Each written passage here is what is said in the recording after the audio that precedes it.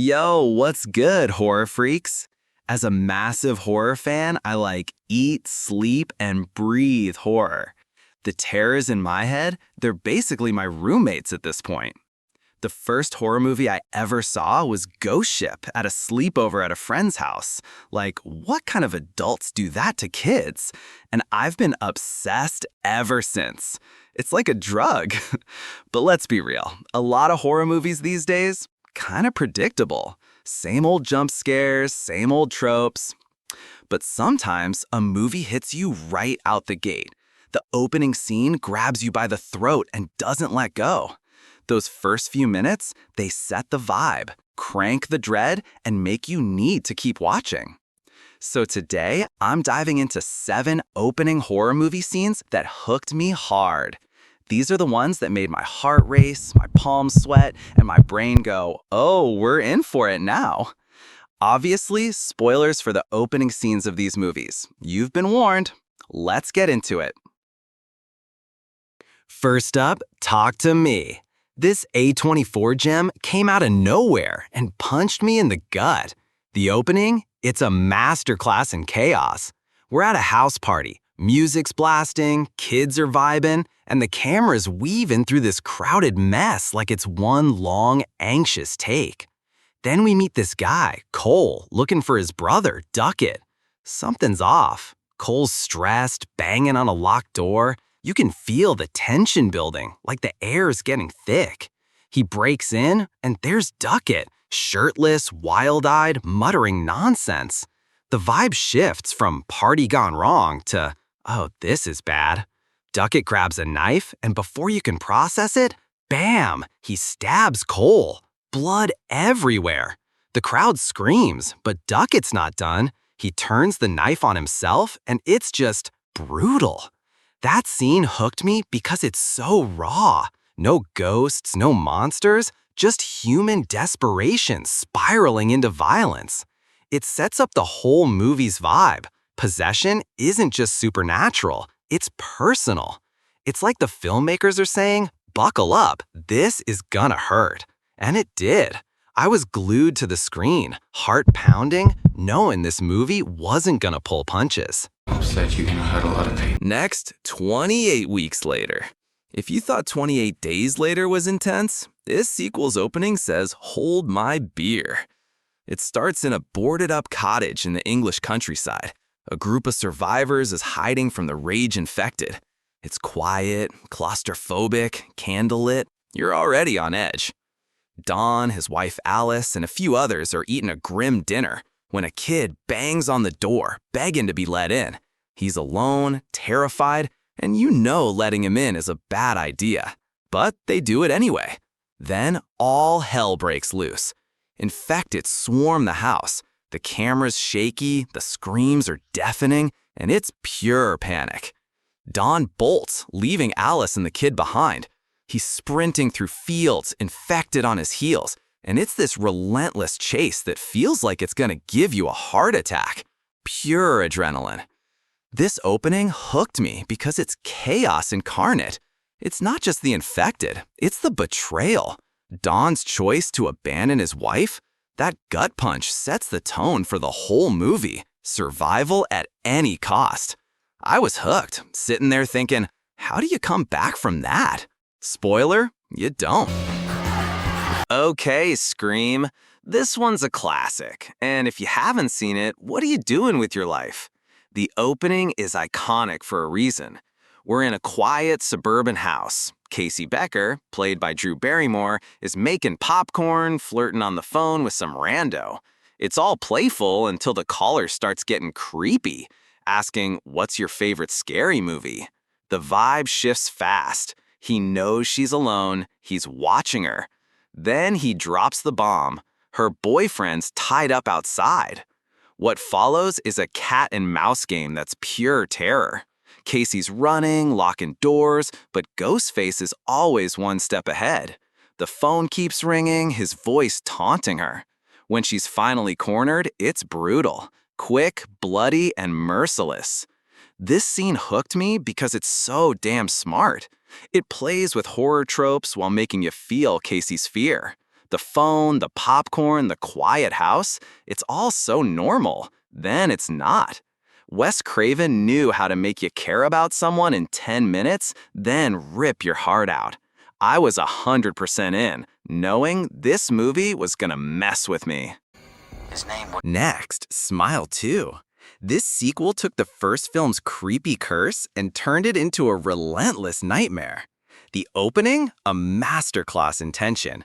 It's 6 days after Joel got infected with that cursed smile.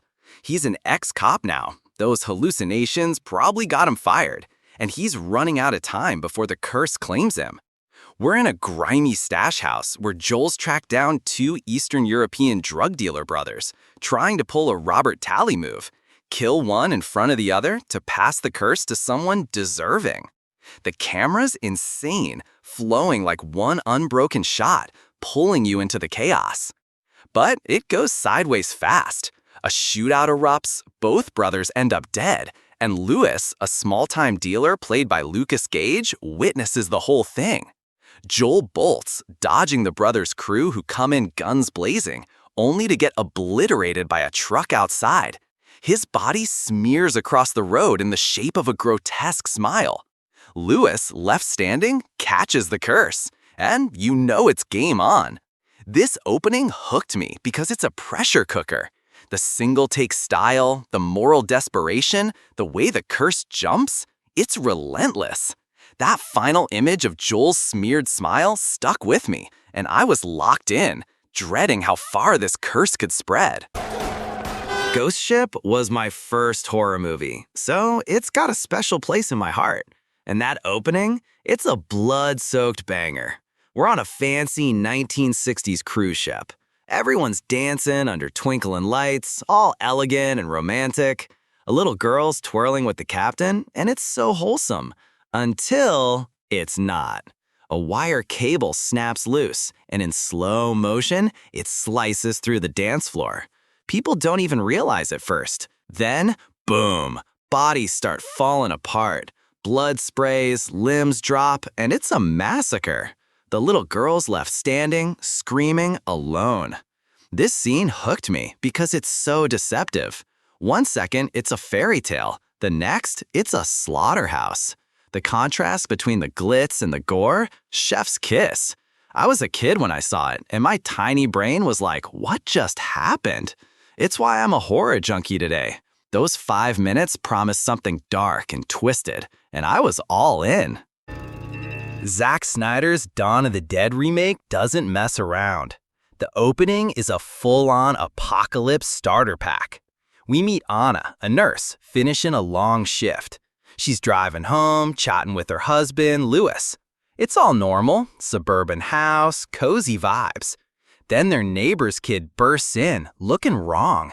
Before they can react, she bites Lewis's neck. Blood gushes, he dies, and then, plot twist, he's back, eyes dead, chasing Anna. She barely escapes, crashing into a world already fallen apart. Fires, riots, zombies everywhere. This opening hooked me because it's a sprint. No slow build, just instant chaos.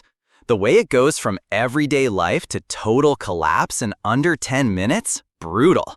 Honest desperation, the speed of the infected, it's like the movie's saying, no one's safe. I was gripping my seat, ready for the carnage to come. Last but not least, Evil Dead Rise. This movie cranks the franchise's gore to 11, and the opening is a glorious, vile wake-up call. We're at a lake cabin, an Evil Dead staple. Teresa's chilling on the dock, reading Wuthering Heights, thinking she's in for a quiet getaway. She's annoyed at her friend Caleb, who's messing around with his drone. She heads inside to vent to Jessica, who's lying in bed looking hungover. Teresa calls Caleb a brainless meat puppet, but Jessica just grunts, barely reacting. Alarm bells start ringing. Something's wrong. Does Teresa not know she's in an Evil Dead movie?